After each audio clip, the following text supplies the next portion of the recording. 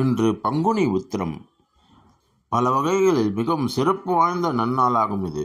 இதன் சிறப்புகளை ஒவ்வொன்றாக பார்க்கலாம்.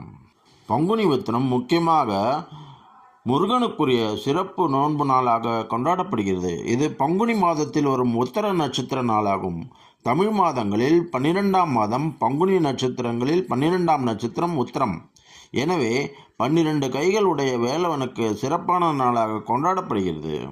பங்குனி உத்திரம் அனைத்து அறுவடை வீடுகளில் நடைபெற்றாலும் பழனியில் நடைபெறும் பங்குனி உத்திரம் திருவிழாவும் தேரோட்டம் மிகவும் சிறப்பு வாய்ந்தவையாகும். திண்டுக்கல் அதை சுற்றியுள்ள மாவட்டங்களிலிருந்து சைவ சமயத்தவர்கள் ஈரோடு மாவட்டம் கொடுமுடிக்கு சென்று காவிரி ஆற்று நீர் கொண்டு வந்து பழனியில் போகரால் நிறுவப்பட்ட நவபாஷான முருகனுக்கு செலுத்துவார்கள். பங்குனியில் வெயில் கடுமையாக இருக்கும். எனவே நவபாஷானத்தாலான முருகன் சிலை வெப்பத்தால் சிதைந்து போகாமல் இருக்க மூலிகைகள் கலந்த காவிரி ஆற்று நீரால் குளிர்விப்பதற்காக ஏற்படுத்தப்பட்ட திருவிழா பங்குனி உத்திர திருவிழா.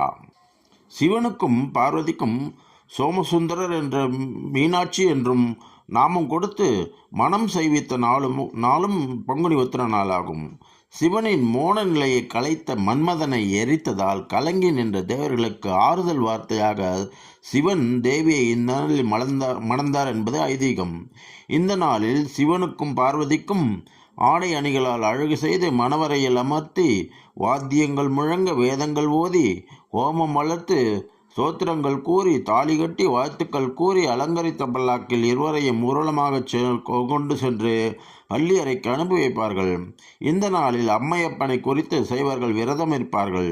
பகற்பொழுது உணவு உட்கொள்ளாது இரவில் பால் பழம் போன்ற உணவு வகைகளை உட்கொண்டு விரதம் கடைபிடிப்பார்கள். இதனை கல்யாண சுந்தர விரதம் என்றும் அழைப்பார்கள்.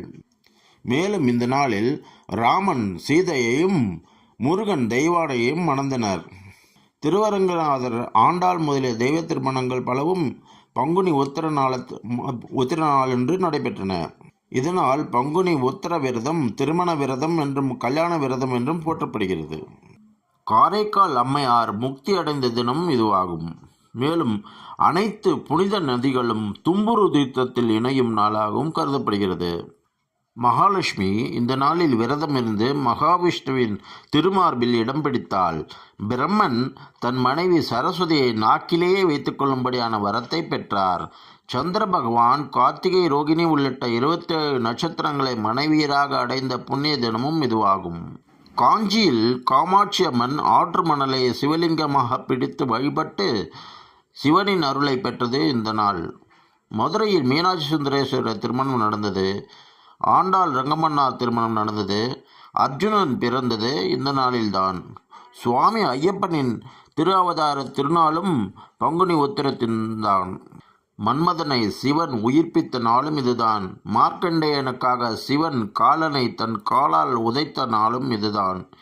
இத்தனை சிறப்பு வாய்ந்த பங்குனி உத்திர தினத்தில் நாமும் இறைவனை பிரார்த்தித்து இறைவனின் பரிபூர்ண அருளை பெறுவோம்.